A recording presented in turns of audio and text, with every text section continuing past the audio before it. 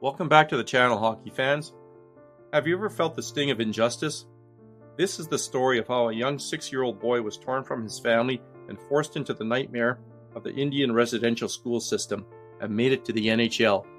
Fred Sasakamoose, the NHL's first Indigenous player.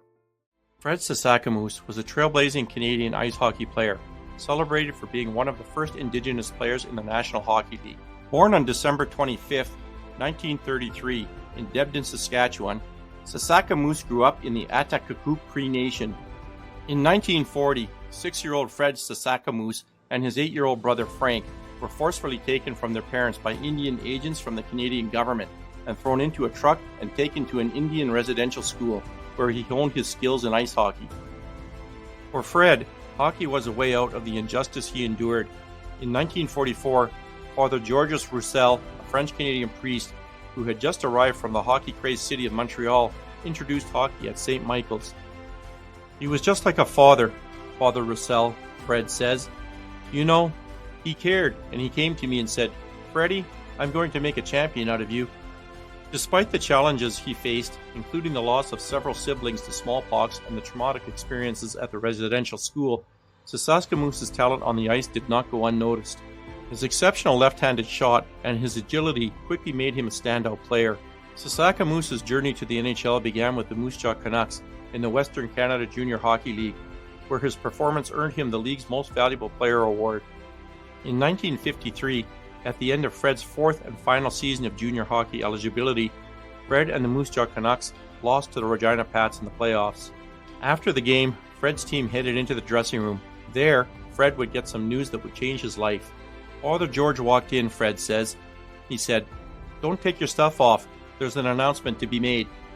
Fred Sasakamoose, report immediately to Chicago Blackhawks. Wow, the room just went still. In 1953, he made his NHL debut with the Chicago Blackhawks, becoming the first First Nations player with treaty status to compete at this level. On November 20th, 1953, Fred played his first game with the Blackhawks, a 2-0 home loss to the Boston Bruins. Although his time in the NHL was brief, playing only 11 games, his impact was lasting. He was one of the first Canadian Indigenous players in the National Hockey League and the first First Nations player with treaty status. With fewer than 10% of NHL players of Indigenous descent, Fred Sasakamoose paved the way for future Indigenous players. Sasakamoose was an example to future Indigenous players, such as Carey Price, Jordan Tutu, and Gino Ojic. In the National Hockey League's history, approximately 85 players of Native ancestry have played in the NHL. 5 of them are active.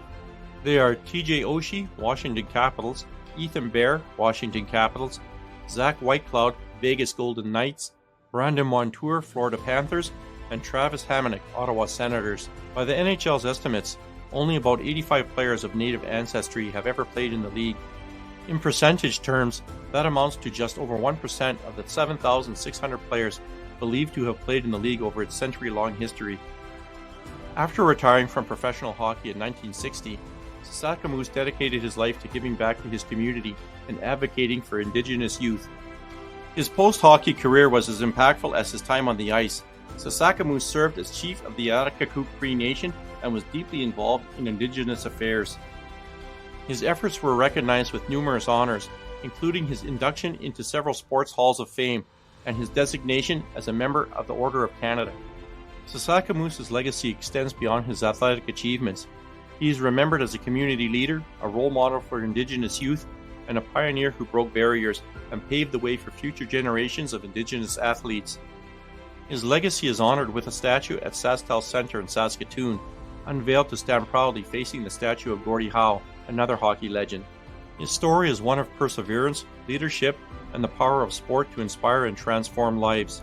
Fred Sasakamoose cried as he watched Indian Horse at a screening in April 2018.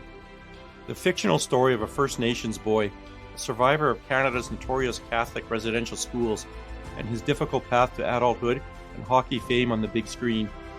The movie depicted experiences similar to what Fred Sasakamoose endured in the Catholic residential school system.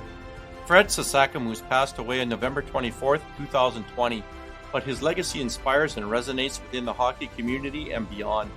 The Assembly of First Nations and the Federation of Saskatchewan Indian Nations FSIN, acknowledged his achievements and contributions. At the time of his death, Sasakamoose's memoir, Call Me Indian, was being finished and had a scheduled release date of April 6, 2021. Hockey fans, please hit that subscribe button if you like this content. You can also follow my blog at https://tedtalkshockey.com, and remember to keep your stick on the ice. Thanks for watching.